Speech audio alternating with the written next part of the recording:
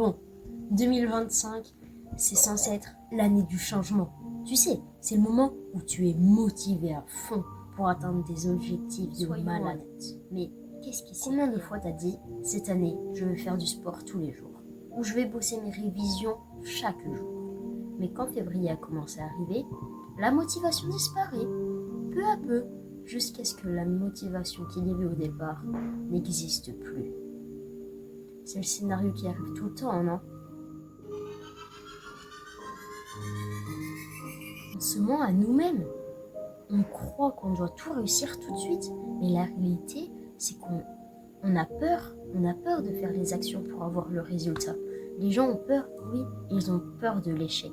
Et ça bloque. Le mental prend le dessus et c'est là qu'on s'effondre et qu'on abandonne. Tu vois, il y a même une autre étude de la University of California qui montre que les gens qui se font des objectifs précis ont bien plus de chances de les atteindre que ceux qui ne le font pas. Mais ça demande de la patience. La patience est une autre chose que les gens n'aiment pas. Mais pourtant, c'est une chose très utile. En fait, il y a même des études scientifiques qui expliquent pourquoi ça arrive tout le temps.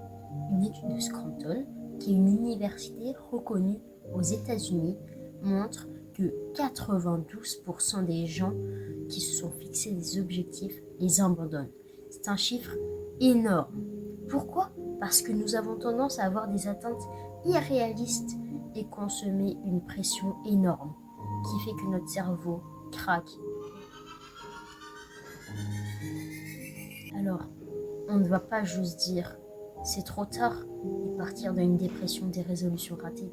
La première chose à faire, c'est de changer la manière dont tu perçois tes objectifs. N'essaie pas de faire tout d'un coup. Fixe des petits objectifs encore et encore. Car petit pas par petit pas, c'est comme pour faire du sport. Si tu veux courir un ultramarathon, tu ne vas pas essayer de faire 100 km dès le premier jour où tu commences à t'entraîner. Par exemple, tu vas commencer par 3 km, puis tu augmentes petit à petit. Les micro-objectifs sont la clé. Et là, une autre étude de University College London révèle que la répétition de petites actions engendre de vrais changements sur le long terme, parce que c'est le long terme qui compte. Mais il faut savoir que la motivation est fragile. À moins que tu sois un robot ou que tu te drogues au café H24, la motivation va disparaître et revenir, et redisparaître, et revenir, etc. C'est normal. Et là, un truc à retenir, c'est que ce n'est pas la motivation qui compte, car elle peut disparaître. Mais ce dont tu as besoin, c'est de la discipline. Oui, je sais, tu l'entends partout depuis toujours. Mais c'est normal, car si tu as la discipline, tu pourras travailler, faire du sport, même si tu n'en as pas envie, car tu seras obligé de le faire. C'est un état mental, la discipline, et c'est ça que tu dois atteindre. C'est en mettant en place des habitudes hebdomadaires que tu arriveras à garder le cap, même quand tu te sens démotivé, car ce sera des petites habitudes que tu pourras faire, même quand tu n'en as pas. Regarde, il y a une technique qui marche vraiment bien, c'est le seuil d'activation. C'est une idée qu'on va rendre la tâche à accomplir si facile qu'on ne veut pas refuser. Exemple, tu veux t'entraîner tous les jours à courir, par exemple, pour un objectif type marathon. Commence par mettre tes baskets chaque matin, et si tu n'as pas envie de faire l'entraînement, tu arrêtes là. C'est bon. Mais tu verras, une fois que tes baskets sont déjà mises, tu es souvent plus motivé pour continuer et faire ton entraînement. Car oui, c'est le début qui fait peur. Mais une fois que tu as commencé, s'arrêter est encore plus dur. Maintenant, un autre point crucial, l'environnement. Si tu veux réussir, entoure-toi des bonnes personnes et fais en sorte que ton environnement soit adapté et te pousse à atteindre tes objectifs.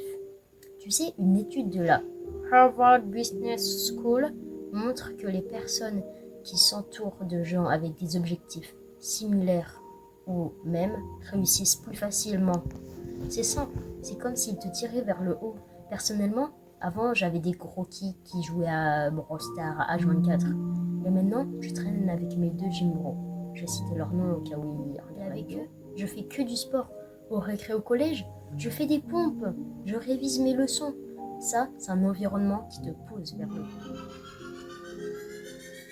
Ok.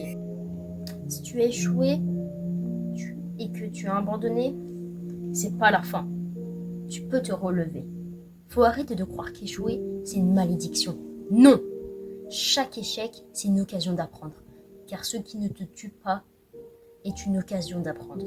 Rappelle-toi que même les plus grands athlètes, les plus grands entrepreneurs, oui, même Yomi Denzel, ont échoué des centaines de fois avant de réussir, voire même des milliers de fois. L'échec, c'est pas une fin, c'est une leçon. Et c'est juste à ce moment-là qu'il faut se relever. Enfin, une des meilleures choses à faire pour reprendre le contrôle, c'est d'être flexible. Oui, flexible.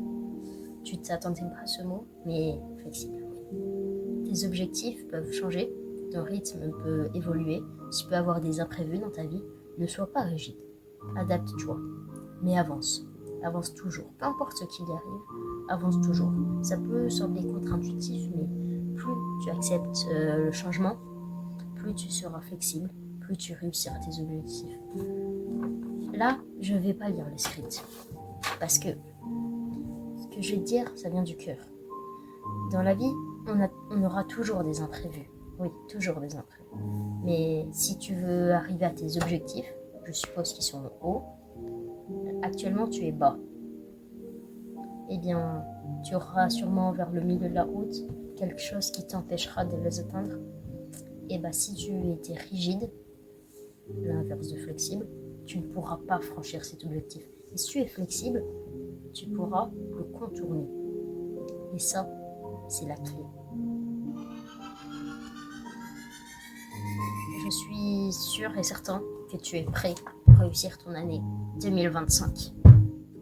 Alors oui, même si l'année est quasiment à moitié faite, tu peux y arriver. Je compte sur toi. Même si tu essayes, tu feras ce que beaucoup n'osent même pas essayer. Et surtout, persévère. Persévère. Comme inoxide.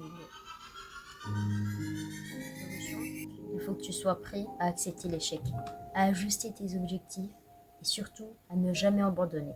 Si tu retombes, relève-toi. Si tu perds ta motivation, rappelle-toi que la discipline est ta meilleure amie. Et si tu regardes encore des YouTube Shorts, brossard et tout, arrête et fais du sport. Tu seras flexible, plus tu réussiras tes objectifs. Alors, aie une vision à long terme, car voilà, c'est la clé.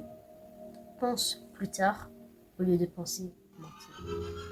Un petit instant philosophie. C'est pas la taille de l'échec qui compte, c'est la force avec laquelle tu te relèves. Abonne-toi!